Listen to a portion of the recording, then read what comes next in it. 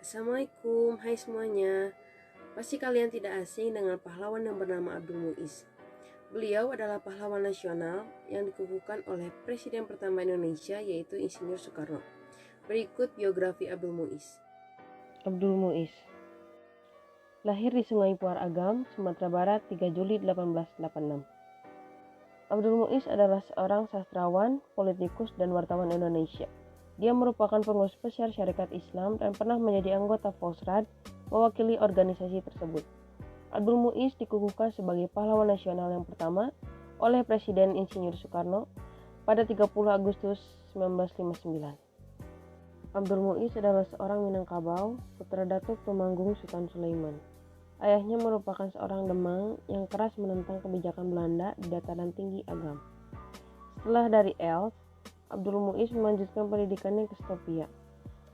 Namun karena ia sakit, tidak menyelesaikan pendidikannya di sana.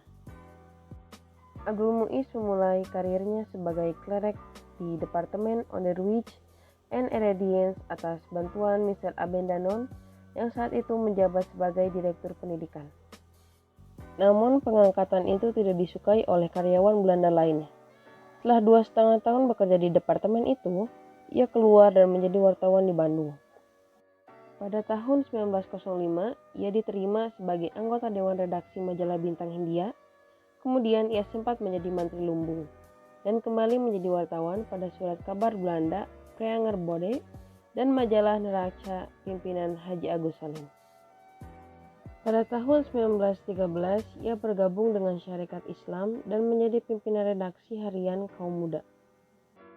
Setahun kemudian, melalui Komite Bumi Putra yang didirikan bersama Ki Hajar Dewantara, Abdul Muiz menentang rencana pemerintah Belanda mengadakan perayaan peringatan 100 tahun kemerdekaan Belanda dari Prancis. Pada bulan Juli 1919, orang pengawas Belanda di Toli-Toli, Sulawesi Utara dibunuh setelah ia berpidato di sana. Abdul Muiz dituduh telah menghasut rakyat untuk menolak kerja rodi, sehingga terjadi pembunuhan tersebut. Atas kejadian itu, dia dipersalahkan dan dipenjara. Selain berpidato, ia juga berjuang melalui berbagai media cetak. Dalam tulisannya pada harian berbahasa Belanda The Express, Abdul Muiz mengecam seorang Belanda yang sangat menghina Bumi Putra. Abdul Muiz merupakan tokoh yang begitu komitmen terhadap perjuangan dan nasib rakyat yang saat itu sedang dijajah.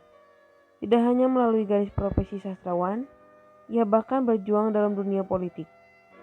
Tulisan-tulisan Abdul Muiz yang tajam dan gerakan-gerakan politiknya itulah yang kemudian menyebabkannya dilarang tinggal di tempat kelahirannya. Kemudian, ia memilih daerah Garut sebagai tanah pengasingannya, dan di sanalah ia menghabiskan sisa-sisa hidupnya. Pada tahun 1926, ia terpilih menjadi anggota Resen Saprat Garut. Dan 6 tahun kemudian, ia diangkat menjadi Resen Saprat Controller.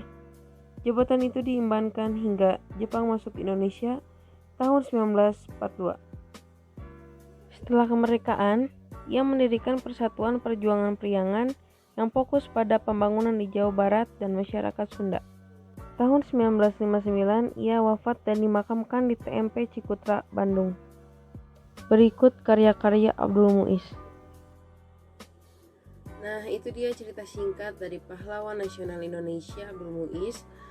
Mohon maaf apabila ada kesalahan dalam tutur kata maupun cerita yang saya sampaikan. Terima kasih sudah menonton video ini. Wassalamualaikum warahmatullahi wabarakatuh.